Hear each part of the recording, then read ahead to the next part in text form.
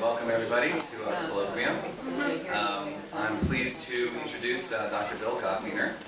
Dr. Gottdiener is a professor in the psychology department at the John Jay College of Criminal Justice of the City University of New York, where he was formerly the director of the college's addiction studies program. The focus of his research is on the psychodynamics and treatment of addictive disorders, which has been funded by the National Institute of Drug Abuse, the FAR Fund, and CUNY. Dr. Gottdiener is also on a number of editorial boards, including the Journal of Addiction Research and Theory. In addition to his academic work, he has a private practice in clinical psychology, providing individual psychotherapy, psychological testing, and supervision. He received his PhD in clinical psychology from the New School for Social Research and completed a NIDA-funded postdoctoral substance abuse research fellowship at the National Development and Research Institutes. It's my pleasure at this time to introduce Dr. Gottdiener.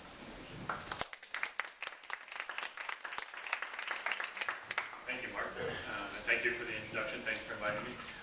If I walk over here, can people still hear me okay? Mm-hmm. Okay. I like to walk around when I talk and not be a big fan of podium speaking. I'll start. So today I'm going to talk a bit about research that I'm doing on defense mechanisms in people with addictive disorders. Right now it's mostly focused on substance abusers, although we're going to actually try to expand some of that work beyond just purely substance abuse issues. The talk is going to cover a bit of my research. It's going to cover some theory, and I also want to try to make it as clinically applicable as possible. So if you want to talk about clinical stuff, feel free to ask questions. If you want to talk about the research, feel free to ask questions. If something's not clear while I'm talking, feel free to interrupt me, and I will try to be as clear as possible. I got interested in this whole issue of defenses really just from my clinical experiences working with substance abusers, and began reading about topics like the self-medication hypothesis and trying to understand how people use drugs in order to deal with psychological pain. Everyone that I had worked with clinically seemed to be suffering from all kinds of psychological suffering that was going way back, years back, well beyond anything that had occurred while they were a substance abuser. And so I've been thinking about this stuff psychodynamically, but in graduate school I actually never even took a course in substance abuse. It wasn't offered. No one seemed to be particularly interested in it. I think we had one faculty member had some interest in it. I was much more interested in psychosis then. In fact, I thought substance abuse was a boring topic. And lo and behold, here I am. I also hated statistics too, and now I do meta-analysis research, so go figure. So I will start with my favorite quote. Man of the Simpsons. So I think this quote actually, in many ways, captures a lot of what goes on with substance abuse. It is the cause and solution to all of life's problems, and I think that's the major conflict around dealing with substance abuse issues in terms of understanding their dynamics and also clinically what we're trying to deal with, because substance abusers do find drugs a solution to life's problems in some way, but they also cause all kinds of iatrogenic difficulties. So intoxication is something that we all, most people do. People do it when they're celebrating. Many people here had a very difficult final exam week and gone out and did a little bit of imbibing afterwards. I think most people. I actually knew a guy in graduate school, I won't mention anything beyond that, who before his comprehensive exam went to 4 Grateful Dead concerts in a row and indulged in what people indulge in at a Grateful Dead concert and got the best score on the exam. So it did help him relax. That's my hypothesis. Drugs also help relieve sadness, anxiety, anger, pretty much any kind of dysphoric emotion that people have, drugs help with. We can create an emotion if we want to feel something else, we can use a drug to try and create that. So if you want to feel a little happier, want to feel a bit more manic, you can take cocaine, alcohol, whatever it happens to be, you can try and find some emotion to feel other than the one you're currently feeling. If people become dependent on a drug, they can also try to gratify a biological desire. Certainly there's biological components to becoming an addict in the first place, but people will actually try to gratify this biological need. There's an interesting paper by a guy named Brian Johnson, I think it was published in the Journal of the American Psychoanalytic Association, which he tries to argue for a sort of drive theory, neuropsychoanalytic view of drug dependency. That once somebody develops a dependence on something, that they've actually, in a sense, created a new drive. And that drive has to be gratified. So if you meet somebody who has a heroin dependency, they need to use heroin. They can stop for a while, and they may even go deal with withdrawal symptoms for a while, but they need to use it at some point. They have to get back into it. I've always been a big fan of the self-medication hypothesis. How many people have heard of this before? Okay, good. So the self-medication hypothesis was developed by Edward Constant, who's a psychoanalyst. It's a psychodynamic theory, or at least it started out as a psychodynamic theory of substance use disorders. It's actually one of the most widely used theories in substance abuse, and it's been well adopted by people who practice cognitive behavioral therapies. Basically, the idea of self-medication is that people have a lot of psychological suffering, but the problem is that they're using a lot of maladaptive and neurotic defenses. I'll get into trying to define these a little bit in a while, to deal with their problems, and they turn to drugs to help make them feel better. The drugs, I'm going to argue, actually temporarily do help. I think that's one of the reasons why people continue to use, is that they get something out of it. It's not just a bad thing. So when patients come to you and say, I should stop using because this is killing me, well, that may be true, but they're still getting something out of it. There are plenty of patients who have liver problems and continue to drink. See the pictures of people who smoke, and they're smoking out of a hole in their throat. So the health problems don't stop people from doing things. Substance abuse, I think, serves a defensive function. It helps people in the moment. It doesn't necessarily help people with long-term health-related issues or make their lives better in the long run, but it certainly helps people in the very short run. That may be an immediate moment. I think it's also something to keep in mind when you're working clinically with substance abusers, because I think one of the biggest problems in dealing with substance abusing patients is the counter-transference reactions that therapists have. Because substance abusers will do a lot to annoy you, frustrate you, and anger you, but if you have realistic expectations about what they actually achieve, I think those kinds of reactions are much less likely to happen, or much less likely to govern making bad clinical decisions. So I'm thinking of defense mechanisms largely the way an ego psychologist would think of them. George Valiant, if you were into various psychoanalytic theories, certainly this is not the only way to conceptualize them, but this is the way I do. The most research on defense mechanisms has been done from this perspective. Essentially, defenses are unconscious mental mechanisms. Some people would argue that there's a conscious component to it, but I'm going to, just for the sake of pedagogy argument, say that they're unconscious cognitive processes. They help people cope with psychological pain. They help people deal with negative affects. And they help people's self-integrity, and sense of self. They regulate emotions. They help regulate character functioning.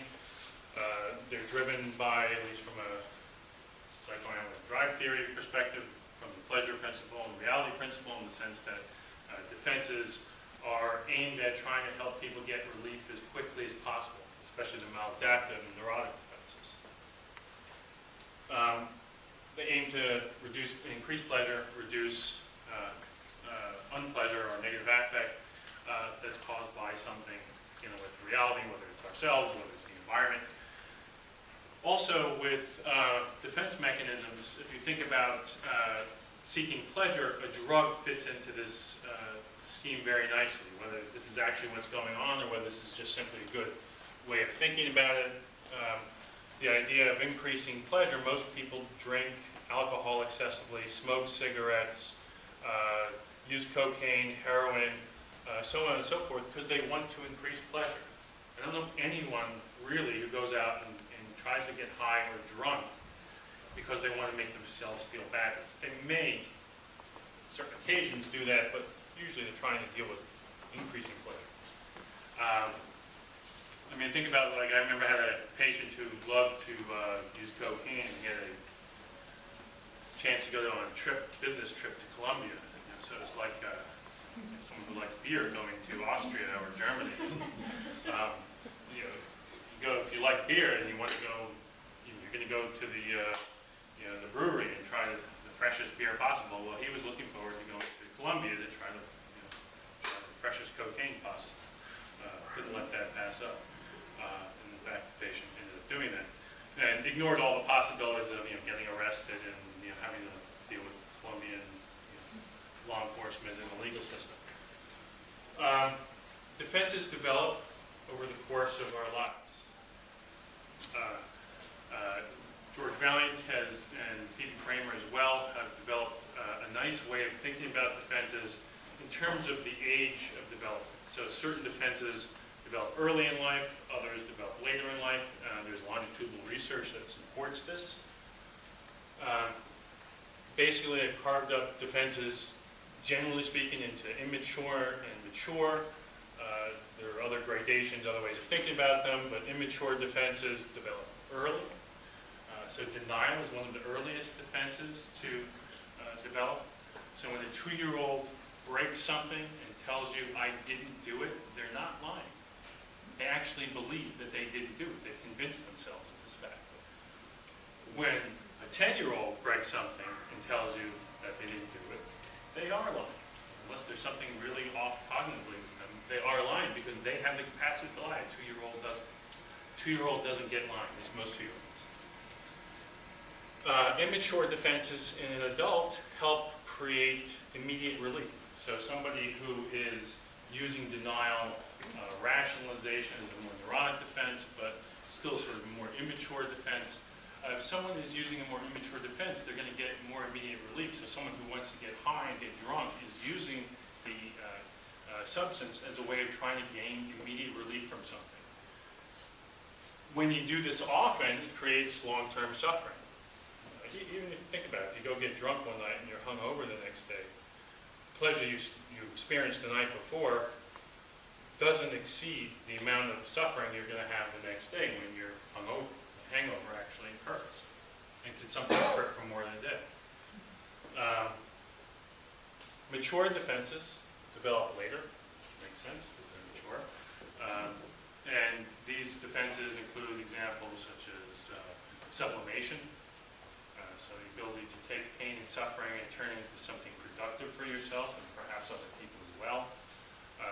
Humor, and I'm not talking about making fun of somebody and just putting them down, that kind of humor, but being able to laugh at your own suffering. Being able to turn your own suffering into something that you can enjoy and that other people can enjoy. If you ever get a chance, a great example of this, if you ever get a chance to, if you're fans of Monty Python, I feel like I'm dating myself, but if you're fans of Monty Python, go online and read John Cleese's eulogy of Graham Chapman, who was a member of Monty Python who died of cancer. It's one of the most poignantly funny things you could possibly read. And it's a great example of someone taking humor over something that's really painful and turning it into something enjoyable. It must have been a wonderful funeral to go to. Mature defenses don't give people quick relief. They give people relief in the long run. So everyone who is here and succeeding in graduate school is able to use mature defenses, at least enough to get through graduate school. I mean, think about it. Think about the expense you incur as a graduate student. You know, the time, the money, relatives asking why you're not done yet. All of this occurs, how come your dissertation's taking so long, so on and so forth. Why are you stressed out about internship? All of this has to be dealt with in a mature way so that you can actually delay gratification and also anticipate. Anticipation is another mature defense. Anticipate what the roadblocks might be and how to deal with those ahead of time so that you can plan as much as possible. Can't plan for everything, but these are mature defenses. They alleviate your anxiety to some extent, but they don't remove the suffering, right? I mean, graduate school can be an enjoyable experience, but it is still a stressful experience. It's not a stress-free experience. So mature defenses help alleviate some of the suffering that can happen, but they don't alleviate it all. You work toward getting something done. An example that George Valiant gives about something like sublimation is Beethoven. When Beethoven became deaf, he was, according to his diaries, very, very depressed, enraged, angry at God for doing this to him.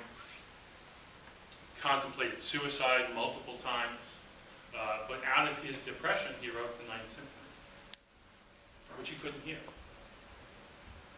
And yet, he performed it, he conducted it. Apparently, the story goes that the audience loved it so much that he had no idea that people were clapping. Someone had to tap him on the shoulder so he could turn around and see the audience clapping and appreciative. I can imagine what it would have been like in the audience. You see this deaf conductor and composer actually doing this. I mean, it would add to the amazingness of the situation and the concert. But he was able to compose one of his most famous, most beautiful pieces out of this suffering. A lot of people would not have done it. And people would have understood, right? You're a composer and you go deaf and you kill yourself. People say, yeah, I can understand that. How many people would actually say, I can understand you going on, and you can't hear what you're actually doing? That's harder to contemplate. So the defense mechanisms, I think, are critical to understanding the self-medication hypothesis. One of the things I like both about defense mechanisms conceptually and the self-medication hypothesis conceptually is that you don't have to think of them solely from a psychoanalytic perspective. So if you're more inclined to cognitive behavioral work, defense mechanisms and the self-medication hypothesis still equally apply. Defense mechanisms from a behaviorist perspective are often looked at in terms of negative reinforcement. So the idea is that people use drugs, it becomes negatively reinforcing because in negative reinforcement you're taking something away in order to repeat behavior. So if a person takes away pain by drinking alcohol or snorting cocaine, it gets them to repeat the behavior and becomes rewarding in that sense.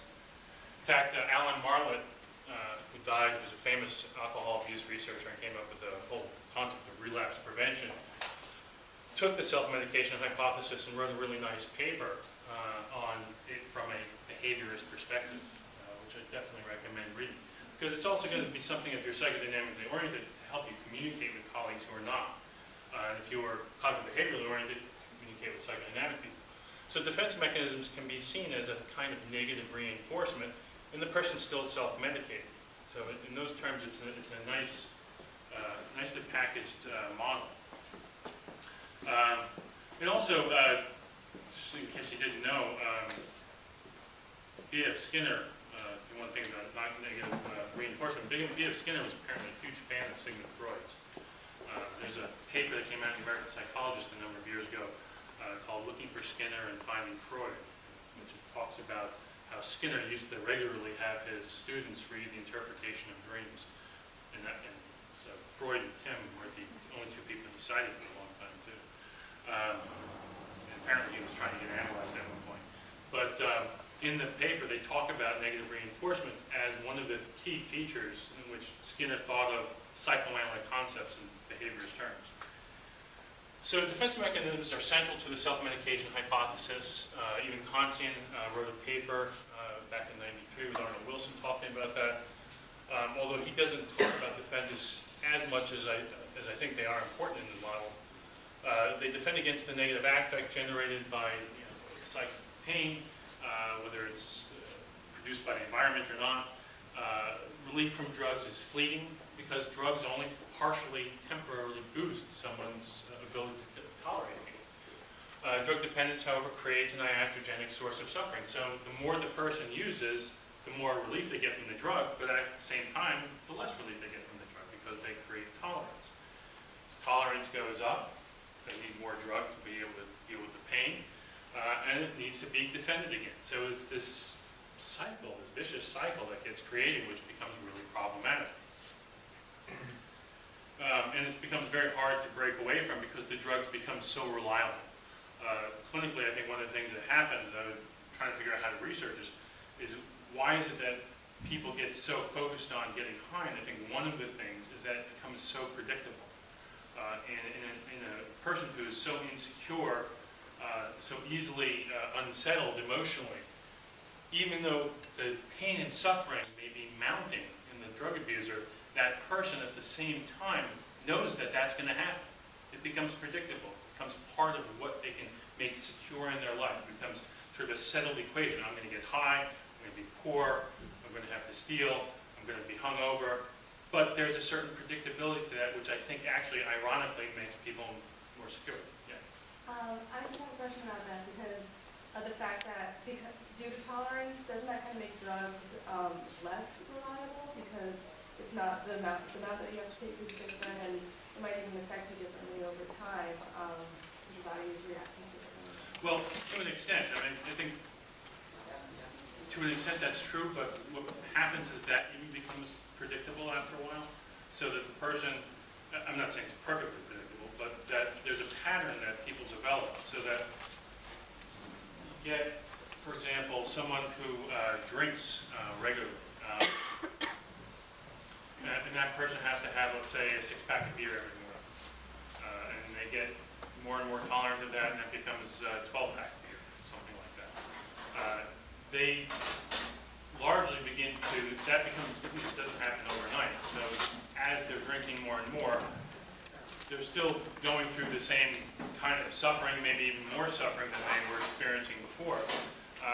And things are changing, but what's happening, at least this is my thinking at this point, is what's happening is that they're still ending up being able to develop a certain ability to predict what's going to happen, even if that's becoming sort of narrow, and what becomes, and the messiness in their life becomes worse, they still kind of know what's going to happen as a result of drinking so much. So their wife is going to get angry with them, they're going to get sick, they're not going to be able to pay their bills, they're not going to be able to work, so on and so forth. And so to me, it actually seems like even though they're gaining more tolerance and getting worse, tolerance also has the opposite effect of being able to make somebody have a lot in their system and be able to function with a lot in their system.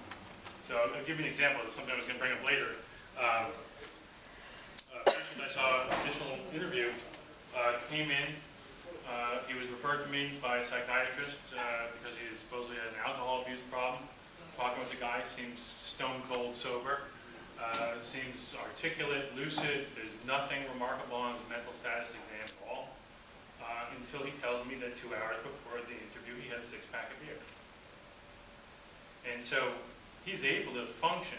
What he would be functioning like without a six-pack of beer, I don't know. But he didn't even smell of beer. So the alcohol actually, for him at that moment, because his tolerance was so high, he actually needed it to get to normal, which is one of the things I think happens. Now that normal may change over time, and what people accept as normal changes over time. But I think that's what happens. But feel free to disagree with me. So anyway, I'll give you another example of what I think this means. I think methadone maintenance is a potentially a good example.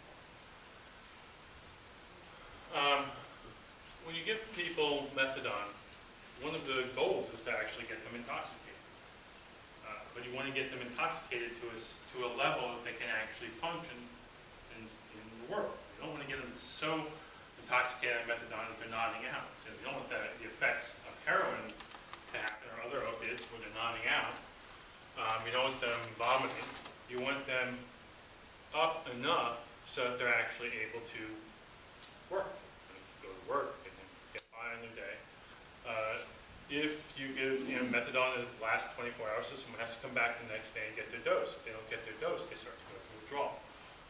So one of the things that happens with methadone, can take a while for people to get the right dosage, but in some research where people have given decision-making tasks to look at impulsive decision-making in addicts, if you give the decision-making task pre-treatment, then people look quite impulsive.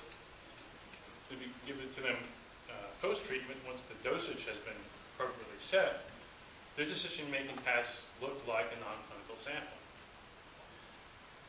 So, to me, that suggests that methadone, getting the person intoxicated, is actually facilitating their defenses and making them actually work better, in the sense that they're gratifying or settling down their maladaptive defenses and helping adaptive defenses or more mature defenses work more effectively. I'll say a little bit more about this as I go on. Patients reduce their negative emotions when they're on methadone. If methadone is working, you shouldn't know that the person's on methadone. And when you go to a methadone clinic, one of the things I teach a lot of classes in addictions, and one of the things students sometimes say to me is, we're right across, John Jay College is right across from Roosevelt Hospital, and there's a methadone clinic there. And so students will say, I always see people hanging out in front of the methadone clinic, nodding off and so on and so forth. And I said, well, what about the other 300 people that they treated that day? Where are they? And most of those people are probably at work, or they're at home. But many of them are at work.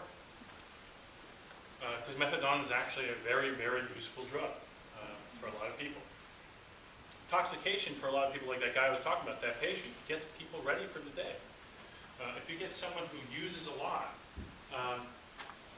they need to use to get ready for the day. How many people know somebody who smokes pot every morning? 1, 2, 3, 4. How many people knew somebody who smoked pot every morning? 5, 6, 7, 8, 9. How many people here have to have a cup of coffee in the morning? So, I don't think it's necessarily a stress to think that intoxication can help people get ready. How many people have known somebody who had an eye opener in the morning? A drink. So, yeah, some people. What's that? Intoxication, I'm not suggesting intoxication makes people well-balanced and happy and all that. I'm trying to suggest that the goal for the person is to feel better. If they get to a certain point, it can actually help them. At some point, it will take them over the edge. It's kind of like an asymptotic curve where the person goes up and then hits a peak where they're functioning better, but at some point, the more intoxicants they're going to take in, the worse they're going to get. So everybody's going to crash and do worse with too much. Intoxication, I think, boosts self-esteem. It can, in some paradoxical circumstances, boost self-care temporarily, interpersonal relations, people who are shy, talk. I mean, why do people have cocktails at cocktail parties? Because there's nothing else to do at first, right? And, when you do go to cocktail parties, especially sort of work-related cocktail parties, you'll find this happens a lot. People drink because they want to use alcohol as a social lubricant. Makes them feel better about themselves. It can methadone can help people have more satisfying lives. There are a lot of people whose lives are wrecked by opiates, but when they get on methadone and they actually follow the regimen properly, then their lives are much better. I mean, there are people who work, families. I can assure you that if you were to be able to take a survey of the people who both work on this campus and who are students on this campus, you're going to find a significant number of people, or at least a proportion of people, who are on methadone or buprenorphine or something along those lines. It's just because that's the way the world is. If you go into any organization, you're going to find some people who are on methadone and people who would surprise you. So the therapy example I already gave was talking about a 50-year-old male who is sober, beginning of therapy. And I think that's a decent example of what can happen with defenses. In terms of research on defense mechanisms, there's not a huge amount of research. I think I'm probably one of maybe 6 people I know in the world who are sort of regularly doing some research on defense mechanisms and substance abuse. So that sets me aside. Whether that's good or bad is a whole other thing. But there aren't a lot of people doing this. I think partly it's the way defenses are conceptualized, partly because I think defenses are actually very hard to measure. And I'll get into that in a little bit. There are probably fewer than 50 published studies on defense mechanisms in people with substance use disorders, even though defense mechanisms hold a crucial role in the self-medication hypothesis. I think there may be several reasons why this is problematic. One is the psychoanalytic community a long time ago largely wrote off dealing with addicts. There are some people like Kansian, like me, who think addicts are worth attending to, but the cognitive behavioral community hasn't, I mean, they've been more welcoming to treating addicts and dealing with them, but for the most part, most clinicians don't like working with substance abusers. And in fact, a lot of people roll their eyes at you when you tell them you like working with substance abusers. Either they'll assume that you're an addict yourself and you're in recovery, you come from a family who's in recovery, but God forbid you actually have just an interest in it for any number of other reasons. So there's not a lot of people doing this kind of work. Most of the research is epidemiological in the sense that people are trying to figure out what defense mechanisms addicts use. I think past research has been inconsistent in the sense that no one defense appears to predominate. Some people say denial predominates, rationalization. Other defenses, most of the defense mechanism measurements are not very good at picking up individual defense mechanisms.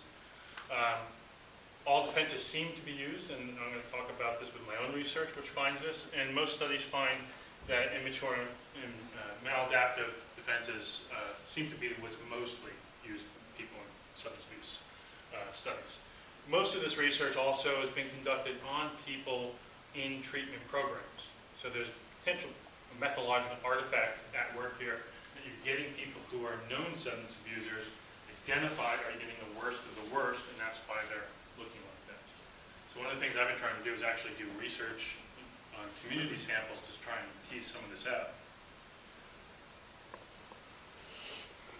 So these are 3 studies I've done so far on this. I've done a few others which I'll talk about, which are not on the slides. So Bornstein, Menard, these 3 studies, they're using the same kinds of research designs. They've all used a cross-sectional correlational sort of design in which I've tried to look at defenses and how they relate to other problems. So one of the things I'm very interested in is how defenses relate to trauma, how they relate to impulsive decision-making, how they relate to interpersonal relations. My model that I have that I'm working with, although I don't think these designs actually pick up on it, is that defenses mediate a relationship between psychological suffering and the way people behave. And I think actually the best way to, if I can really get at this ultimately, to try and understand this is look at the behavior first and work our way backwards intrapsychically. So what are people doing when they're drunk? How do people behave? And then what kind of sense can we make? Can we look at somehow defenses in action and see how they're working? So this was a hospital inpatient study. This was a therapeutic community inpatient study. This was an internet sample of a community sample. So this is actually mostly US sample, but there's actually a fair number of people from Asia and across the United States. Has anyone here conducted internet research yet? One person. Anybody else? I highly recommend it for a couple of reasons. It's worth getting into for a number of reasons. One, it's very cost effective. There are a number of programs out there, a number of platforms that allow you to put massive amounts of data online. SiteGate is the company I use, but there are others, and there's even now, of course, after I spent $700 on this, I found that there's a free one out there. That's an open source network. But there are a number of places you can do this. You can load up all kinds of questionnaires. Some of them are actually beginning to now become even more sophisticated where you can actually conduct online experiments and run manipulations online. You can reach a wide range of people with an internet sample. There's also this thing called Mechanical Turk. Has anybody heard of this? So Mechanical Turk is run by Amazon, becoming popular in the social site community. We're actually about to run some studies using it. Mechanical Turk pays people for what they call human intelligence tasks. Now, this can be anything ranging from translating a document to participating in research. They'll pay them bupkis, usually. And what I mean by bupkis is like you can pay somebody 20 cents for doing a half-hour task. Why people are willing to do this, I don't know. You do get a fair amount of, well, I know for some reasons, for some people you get, these days you get a fair amount of people from very economically poor countries. So 20 cents may mean a lot to them. But it's a worldwide sample. You get almost no missing data, because most people construct their human intelligence tasks so that people can only get paid if they finish the task. So you don't get the 30% missing sample like you do in most internet surveys or in most surveys. And with Amazon Turk, you can actually collect 500 people's worth of data in a day or two. Pretty fascinating, huh? You know, I can tell some people think, wow, I can get my dissertation done next week. To hell with trying to recruit undergraduates. So you can do that, you can do it quickly. The data also gets dropped down into an SPSS file or an Excel file right away. So there's all kinds of advantages. I'm not saying it's the only way you should do data collection, but it's another way of augmenting things. So, and one of the reasons why I went to this is that I've done a study with John Jay undergraduates, and much to my dismay, I mean, it's good for them, bad for me, they don't report using any drugs. They report all kinds of other problems. But if you're a drug abuse researcher, you want people who use drugs, and they don't use drugs. And they report all kinds of trauma and other kinds of problems, but drug abuse is not up there. I think part of the problem is that most of them live at home. Many of them have families, children themselves, and they're commuter students. And commuter students generally have a much lower prevalence of substance abuse than residential college students. So this study is actually still going on. These finished. This one is taking a bunch of different versions, so we still have it online. We're about to put up some more stuff online. The internet sample was not done with Mechanical Turk, and so we actually we sent it out to Craigslist. And my postdoc was smart, and she decided to go see where the most volunteerism would be. In Utah was where the most volunteerism is, and so she first sent it to Craigslist in Utah. We actually got a whole bunch of alcohol abusers from Utah, which you wouldn't expect. Then we went to major cities throughout the United States and posted it there. Plus, there's also an internet site called Psych Research on the Net, which is housed by Hanover College and their psych department. And for some reason, a lot of colleges, I guess because they don't have much research going on at them, a lot of small colleges, they send their students to this internet site to get research experience as participants. I'm not entirely sure how they're supposed to show that they've actually gotten the experience. Some of them we've heard take screenshots of the end of the study showing that they've finished it. Of course, in most studies, you can just skip to the end, take the screenshot, and then show. So it makes for a nightmare in terms of doing missing data analysis because you get a lot of missing data where people just signed in, gone to the end, and then finished. Anyway, so the main results of this research so far, we have used the defense-style questionnaire, which is probably the most widely used self-report questionnaire for defense mechanisms. We found that all defenses are used by people with a substance use disorder, which was surprising to us. We didn't think that adaptive defenses or mature defenses would be that widely used. We thought it would be mostly maladaptive and neurotic defenses. But in fact, everyone's defenses on everything, on every single scale, are way up. They're way above the norm. And so it seems like even in the community sample, where we're getting people who are literally, they're not, as far as we know, they're not in treatment, their defenses were comparable to the in-treatment groups. So their adaptive defenses they were using more adaptive defenses, they were using more maladaptive defenses, and more neurotic defenses. So if you think about adaptive defenses as sublimation, Maladaptive would be denial. Neurotic would be something like rationalization. So the person that says, you know, I don't drink nearly as much as my friend Bob, and I've only had one DWI, so therefore I can drink. I don't really have much of a problem. That would be a good neurotic rationalization to continue drinking. The finding to me is consistent with the self-medication hypothesis. So I don't know if this is my interpretation of the results make sense or not, but the way I understand them at this point is that the adaptive defense suggests to me that people are trying to heal themselves in some way. That they are trying to, along with the maladaptive defenses, trying desperately to have some sort of self-healing that's going on, which the self-medication hypothesis suggests is what's occurring. That people aren't trying to hurt themselves, they're trying to help themselves. It's an adaptive response to pain. It may have its own problems, but that's what its goal is. One of the things we've found, and one of the things we look for, we found that in these groups of people, in treatment groups, that when we measured interpersonal dependency, that maladaptive defenses were correlated with unhealthy interpersonal dependency, which made sense. People either were very detached from others or were very clingy.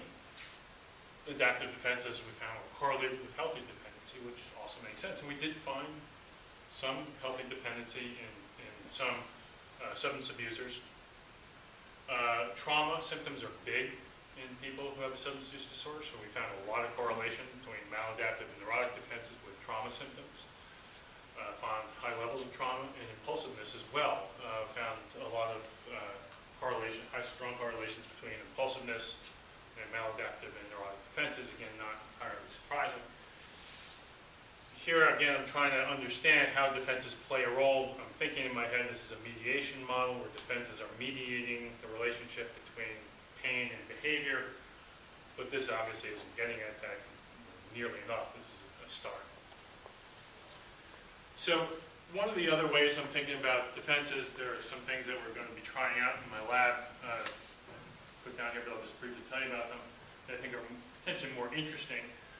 Defenses are generally conceptualized by many people as a cognitive means of self-deception. And so that's how they actually work. So to say that they're unconscious coping mechanisms doesn't really tell you much about what actually happens, but the idea is that they're helping people fool themselves, in other words. So denial would be classic, someone's denying something and they fool themselves. This has interpersonal aspects to it too. If you ever met somebody who was in denial, how many people have known somebody who clearly had a problem, broke up with a boyfriend and girlfriend, and was denying exactly that problem, thinking that so many people, okay, that's a popular example. People who have a clear problem with something and everyone knows they're in denial, how is it to be around somebody who's in denial? Enjoyable? No. So people who use maladaptive defenses chase other people away. When you think about using drugs, if they're using maladaptive defenses and they're chasing other people away, they clearly probably have problems with being able to lean on people and wanting to be with people in a way that's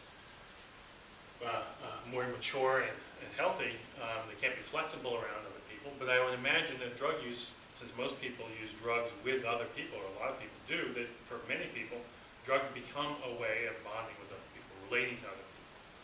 So when you think about a lot of drug treatment programs, they say, give up your friends, your drug abusing friends, change people, places, and things. That's what the phrase that you always hear in drug treatment programs.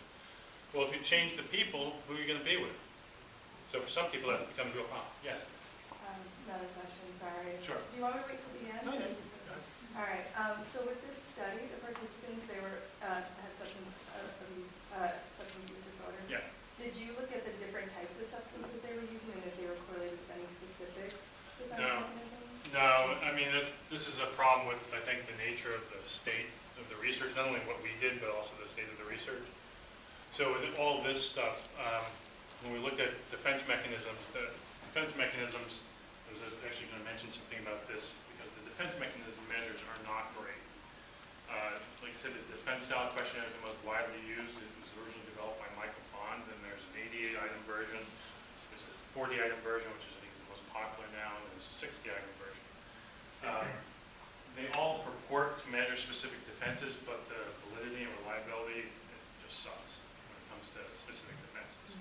So what they found was that the defenses do cluster into these 3 categories. Originally they looked at 4 categories, but they found they cluster into sort of maladaptive, neurotic, and adaptive defenses. Okay. They're not the best validity and reliability. The reliability is pretty good. Validity coefficients are not great.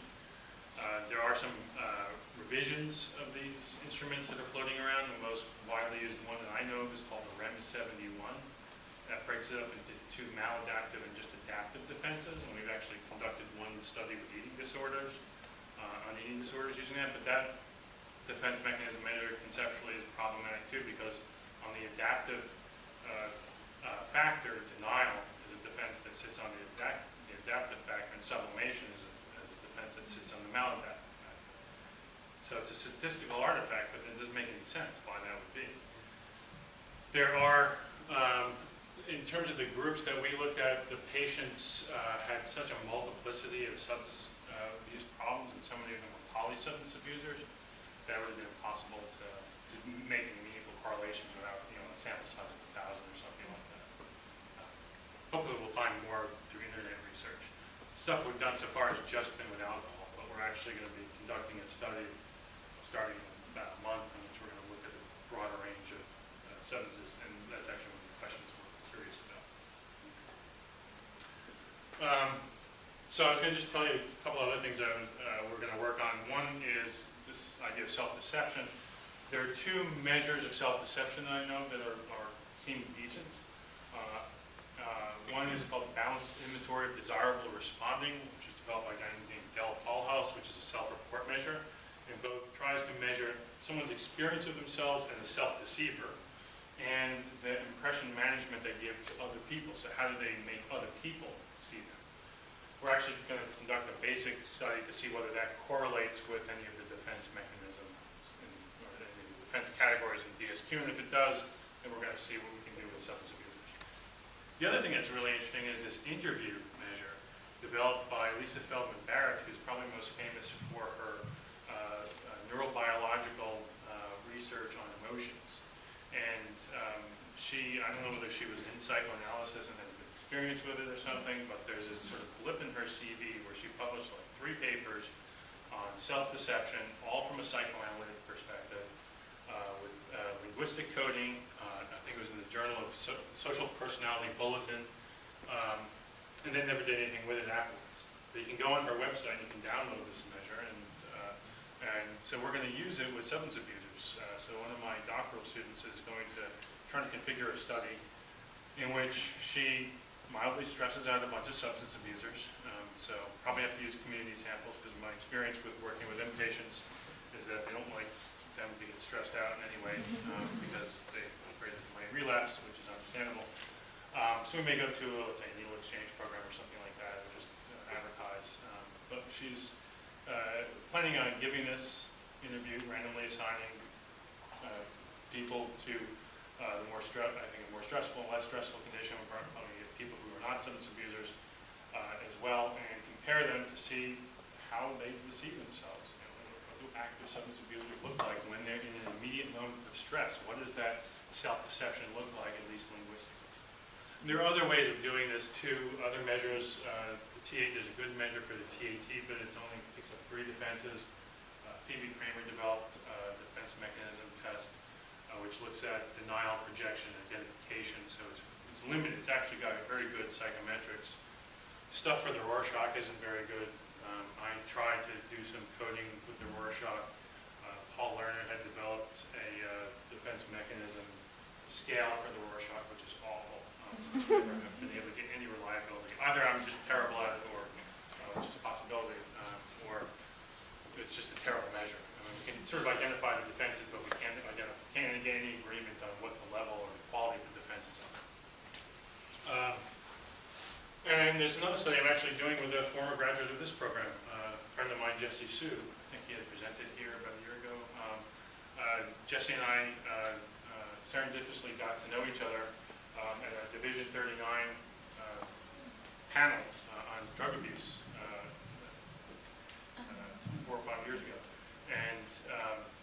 we had seen each other at this College on Problems of Drug Dependence meeting, and I always saw him as sort of like, he's one of those neuro brain imaging dudes, because they always have this sort of stuck to themselves.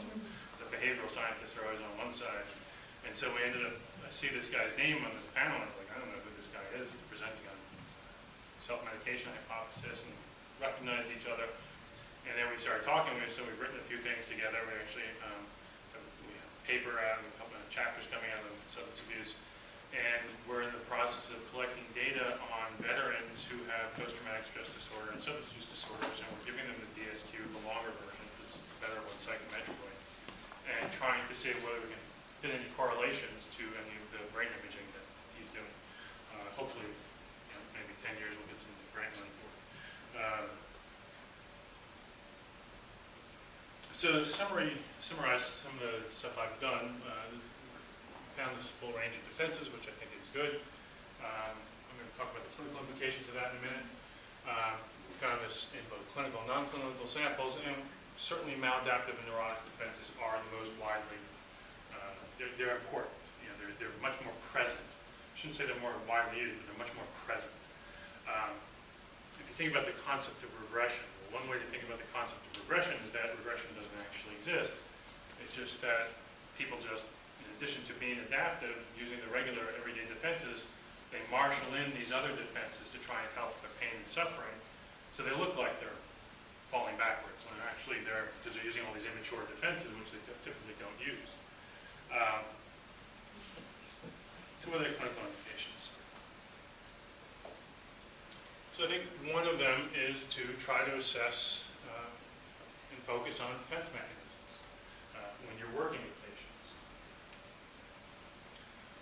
People need drugs to boost their effective defense mechanisms. There's a great book, I highly recommend reading it, which I think gives a phenomenal example of this. It's actually quoted in the paper that's coming out in the Journal of Psychotherapy Integration soon. A great book called Addicted, Notes from the Belly of the Beast.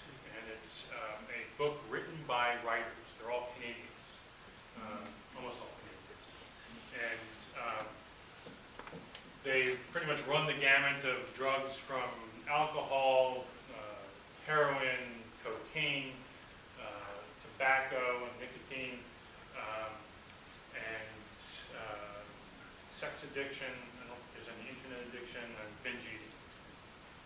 The very first chapter, which I actually think is the best, describes the writer recounting his experience of waking up in a hotel room in Toronto, naked on his bed, running to the toilet bowl and vomiting, but having nothing come out because he had nothing left in his stomach, but he had been drinking all night.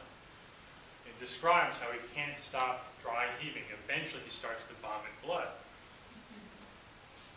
Goes back to his bed, tries to relax, tries to drink.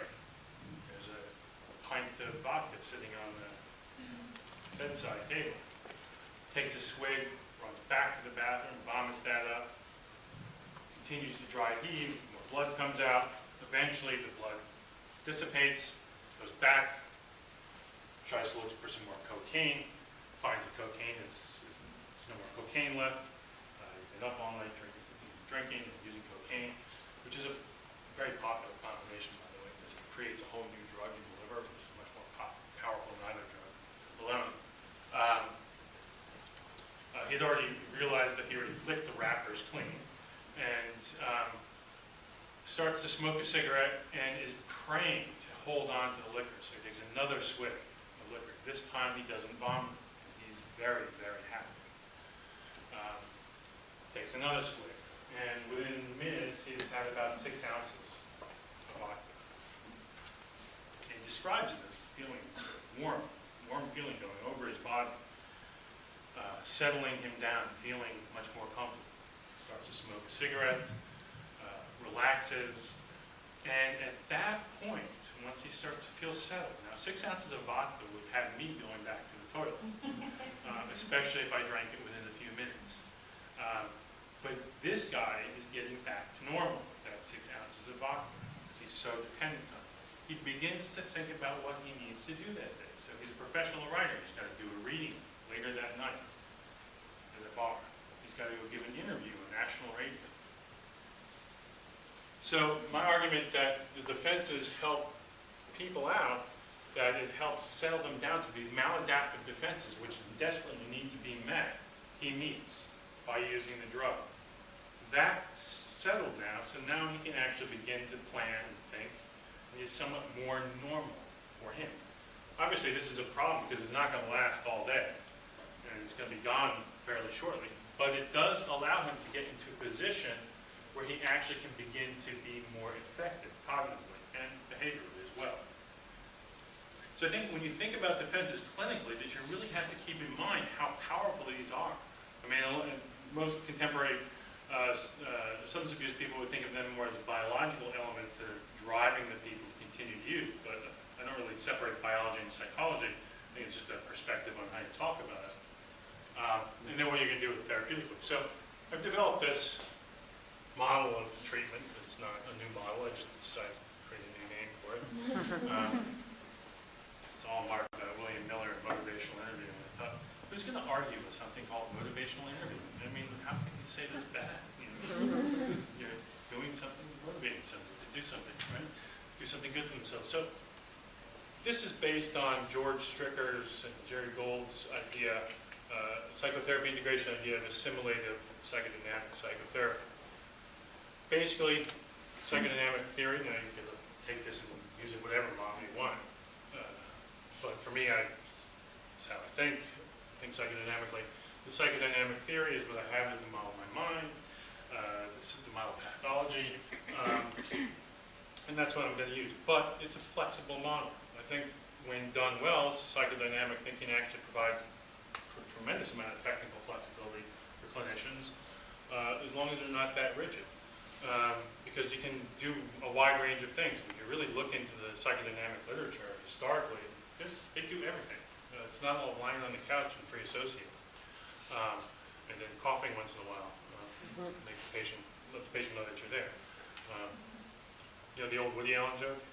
It says, I was in psychoanalysis and it was 5 years before I realized my analyst died. So, anyway, so that's the classical language, right? So, greater use of maladaptive and neurotic defenses will help somebody continue to use drugs. So if this person is doing this, it's going to be going hand in hand with their use of the drugs, but they're not going to be able to just stop these. And one of the things I dislike about a lot of treatment approaches, especially in the United States, is that they're so abstinence-oriented that they expect people to suddenly put on the brakes and stop using, which I think is completely unrealistic.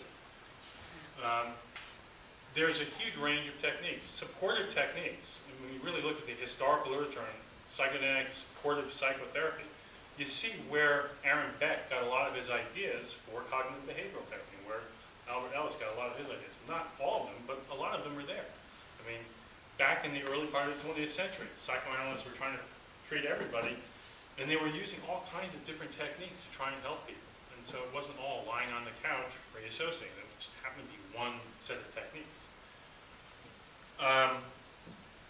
And the focus is on helping patients adapt to the demands of life. So, thus the name adapt.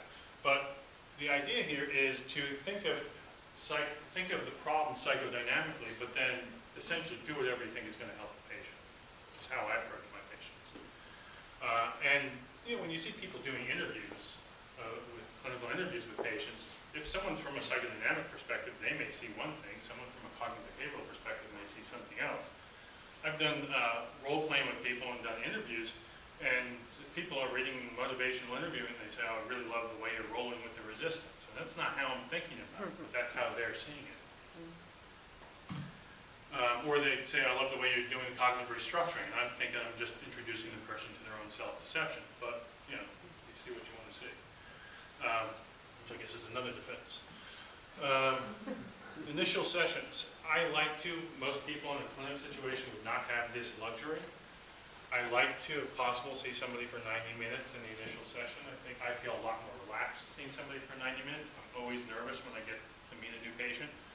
I need that time to calm down a little bit and listen to that person, try to get to know who that person is, but I also feel like it gives me a time to have an open-ended interview with the person, and at the same time to build in some structured questions or anything that I think is necessary. I also want to have the patient have some time to get to know me. Am I someone this person really thinks they might want to work with? Ideally, I like to have a follow-up session 2 or 3 days later.